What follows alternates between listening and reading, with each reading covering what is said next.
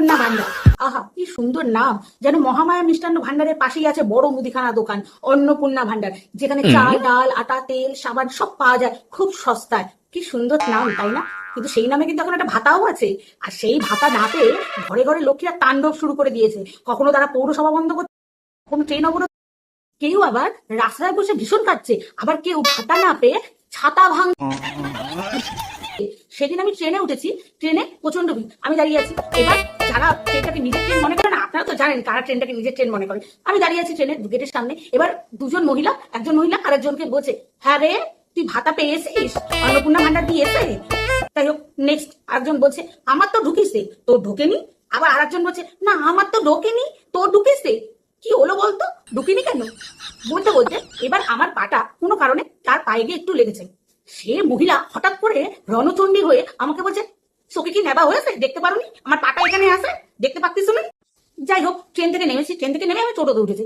টোটোতে ওঠার পরে টোটো তিনি চালাচ্ছেন, তিনি আমাকে বলছেন, বৌদি একটা কথা জিজ্ঞাসা করবো? আমি বলছি, হ্যাঁ বলুন, কি কথা বলবেন? বলছে, বৌদি আপনি অন্নপূর্ণা ভান্ডার পান? আমি বলছি, না অন্নপূর্ণা ভান্ডার পাই না। রাস্তায় চলা মুশকিল হয়ে গেছে। এর মধ্যে একদিন আমার মেয়ে বায়না ধরেছে বিরিয়ানি খাবে। যাই হোক, আমি বিরিয়ানি দোকানে গিয়ে বিরিয়ানিটা নেবো। হঠাৎ করে সেই ভদ্রলোক বলছে, বৌদি আপনি অন্নপূর্ণা ভান্ডার পান? আচ্ছা, এই বিরিয়ানির সাথে অন্নপূর্ণা ভান্ডারের কি সম্পর্ক বলুন তো? বুঝতে পারছি না, রাস্তাঘাটে চলা যাচ্ছে না। যাকেই জিজ্ঞাসা করছে, যেই দেখছে সেই বলছে, আপনি অন্নপূর্ণা ভান্ডার পান? আপনার ঢুকেছে? এ মা, আমার ঢোকেনি, আপনার ঢুকেছে। আগে পাড়া প্রতিবেশী কম্পারিজন কেমন হতো? মাম্পি 190 পেয়েছে, আমার মেয়ে 50। যাই হোক, আমার মেয়ে তো মাম্পির থেকে নাচে ভালো না। কি, মাম্পি ভালো চাকরি পেয়ে গেছে, আমার মেয়ে পায়নি, তাতে কি হয়েছে? আমার মেয়ে তো রিল করে না, রিল থেকে মাম্পির থেকে অনেক রোজগার করে। যাই হোক, কোনো ব্যাপার না।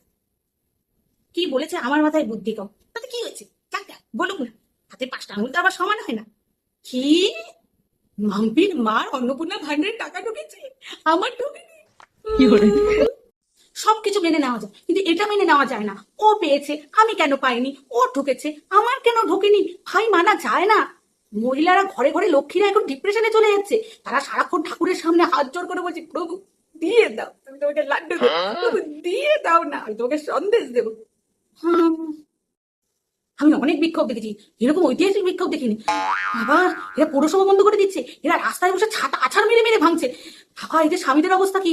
আমি সেই ভেবে, উফ মা গো মা, যে স্বামীরা ঠিক আছে তো?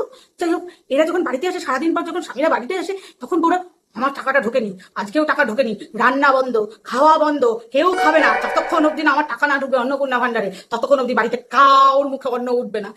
কি অবস্থা আমি বুঝতে পারছি না। ঘরে ঘরে লক্ষ্মীরা সব খালি হয়ে উঠেছে। কি আবার চণ্ডী।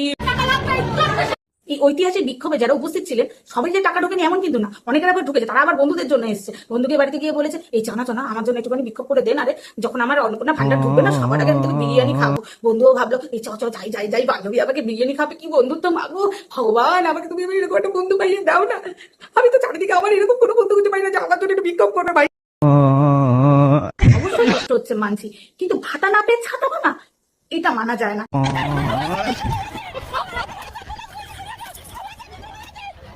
এটা একদমই মানা যায় না। তা আবার কি রঙের ছাতা? লাল রঙের ছাতা? তুমি লাল রঙের ছাতা ভাঙছো, তোমাকে ভাতা দেবে? গেরুয়া ছাতা নিয়ে যেতে পারতে, তাহলে ডবল ডবল তুমি ভাতা দিতে। লাল রঙের ছাতা নিয়ে গেছো তো ভেবেছো হয়তো শতরূপদা তোমাকে ভাতা দিতে পাঠিয়েছে।